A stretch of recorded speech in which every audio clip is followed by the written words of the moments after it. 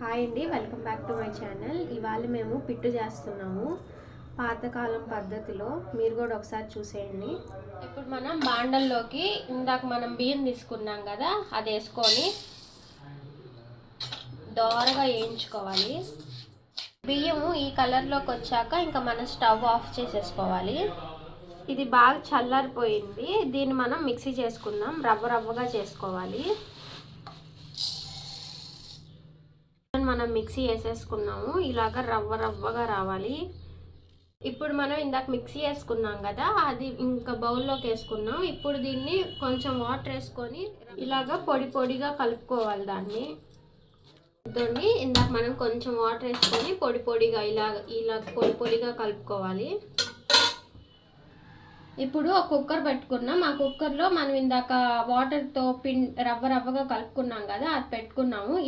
ఇడ్లీ ఎలాగైతే మనం ఉడకబెడతామో ఆవిరి మీద, అలాగే ఈ పిండిని కూడా ఉడకబెట్టుకోవాలి. ఒక 20 మినిట్స్ ఇది విజిల్ లేకుండా దీన్ని బాగా ఉడకబెట్టుకోవాలి.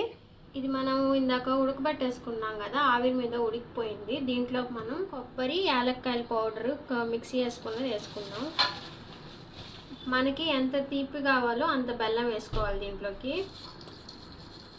మనం 2 స్పూన్లు అంతా నెయ్యి వేసుకున్నాం. ఇప్పుడు దీన్ని మనం బాగా కలుపుకోవాలి.